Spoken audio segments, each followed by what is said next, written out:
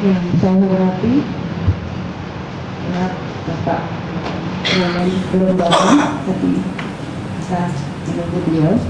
Yang saya hormati Bapak Rektor Unpad yang diwakilkan oleh Wakil Rektor juga Bidang Riset Kerjasama dan Pemasaran, Bapak Profesor Rizky Abdullah, Bapak Rektor IKOP, Bapak Profesor Dr. Mr. Haji Agus Takahan, Bapak dari Kota Bandung,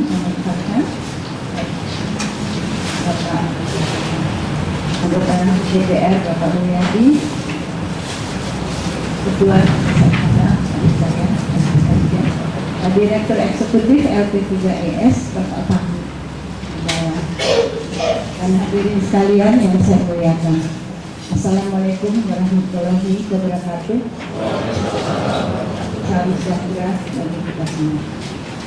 Hadirin sekalian yang saya hormati, perkenankan saya memberi sambutan ini atas nama keluarga Bung Hatta untuk menyampaikan terima kasih kami atas kerjasama kita semua dalam menyelenggarakan seminar nasional berjudul Refleksi Gagasan Bung Hatta tentang Koperasi, upaya mewujudkan keadilan sosial ini.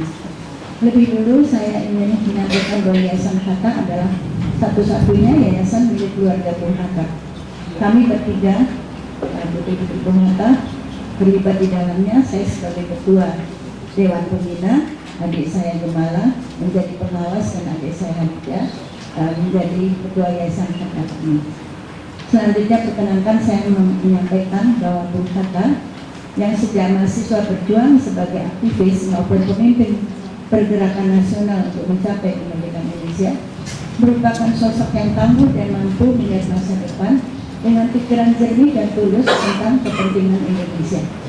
Perjuangan beliau itu syarat dengan banyaknya pengorbanan, namun Bung Hatta ikhlas karena yakin bahwa perjuangan berat pasti memerlukan pengorbanan dalam menjalankannya, dan perjuangan yang didasari oleh niat baik untuk kemerdekaan dan kesejahteraan rakyat pasti tidak akan sia-sia, pasti akan ditolong oleh Allah Subhanahu wa Ta'ala. Dalam perjuangan mencapai kemerdekaan Indonesia, Bung Hatta dengan semangat kebangsaan yang kuat mempunyai visi ke depan dengan cara mengisi kemerdekaan. Dasarnya keadilan, kemanusiaan, persamaan hak warga negara, kesejahteraan rakyat, kemerdekaan berpikir, dan keharmonisan dalam kehidupan masyarakat. Salah satu ciri kuat Bung Hatta adalah selalu memberi solusi atas persoalan yang timbul dalam kehidupan rakyat. Siang ini kita akan membahas pikiran Bung Hatta tentang membangun ekonomi dengan penerapan nilai demokrasi pada kehidupan ekonomi bangsa. Beliau yakin bahwa dengan partisipasi sehat dari masyarakat, keadilan bisa dibangun secara bersama. Dalam konteks diskusi siang ini di kampus Unpad, pemikiran Bung Hatta tentang koperasi kita bahas, mengajukan para pakar, khususnya membahas kumpulan pikiran dan tulisan Bung Hatta tentang ekonomi yang sebelumnya telah diterbitkan oleh LP3ES ini. Ada jilid ke-6, saya yakin semua sudah melihat. Baik hadirin sekalian yang saya hormati, pada tahun 1953, Bung Hatta mendapat gelar sebagai Bapak Koperasi Indonesia. Koperasi adalah usaha bersama untuk menolong diri sendiri secara bersama-sama.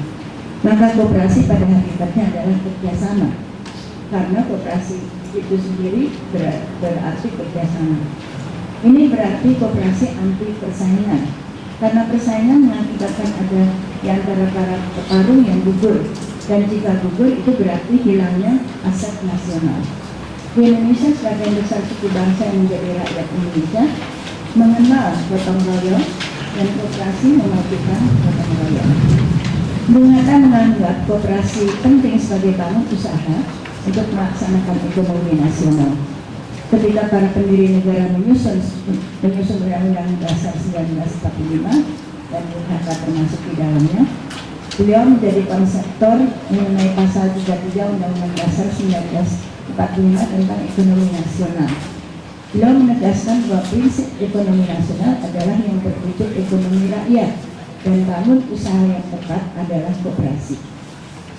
Jika melihat kehidupan Bung Hatta sendiri sejak kecil, Beliau diajar oleh keluarga besarnya mengenai pentingnya kebersamaan dalam hubungan antar manusia. Dari kecil, makan siang dan makan malam merupakan kebersamaan dari semua anggota keluarga di rumah, dan di situ pula harta kecil bisa menangkap suasana kebersamaan yang akrab dan dalam wujud mendengar pengalaman kehidupan di rumah maupun di masyarakat.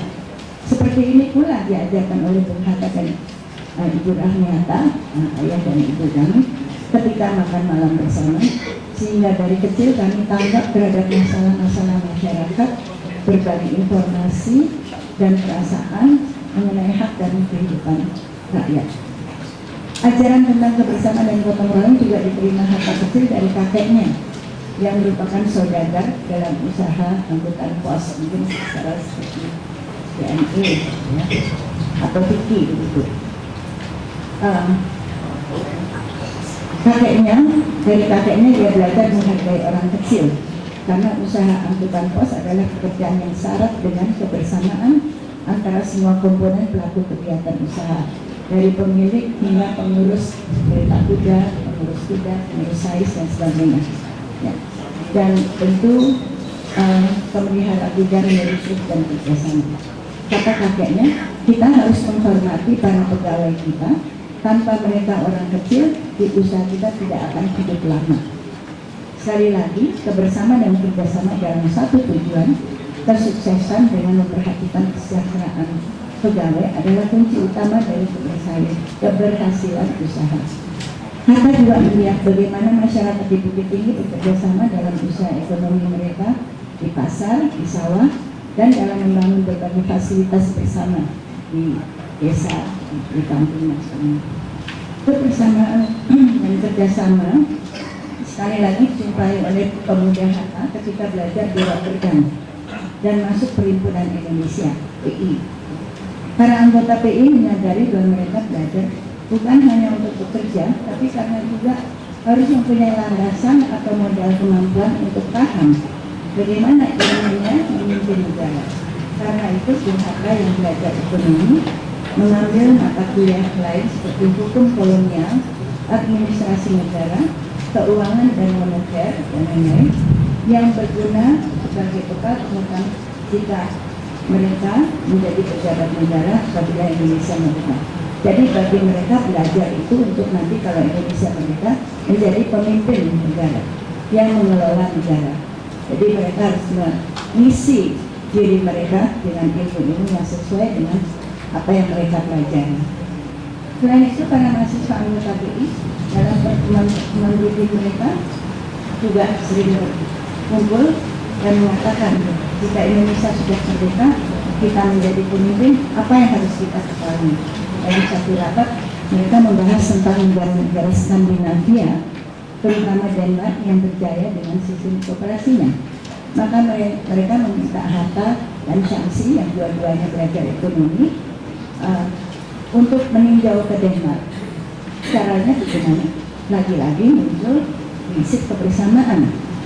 Mereka iuran untuk membiayai kedua orang ini. Para mahasiswa kedokteran yang umumnya mendapat beasiswa yang lebih besar dari yang mahasiswa non kedokteran bersedia untuk bayar iuran lebih banyak dari yang lain. Dan karena itu terpilih Hatta dan Shamsi ke Denmark untuk mempelajari sistem ekonomi Denmark yang mereka kunjungi. Di Denmark, Hatta melihat kebersamaan, kerjasama, saling mendukung sebagai kunci kesuksesan ekonomi mereka, yaitu koperasi.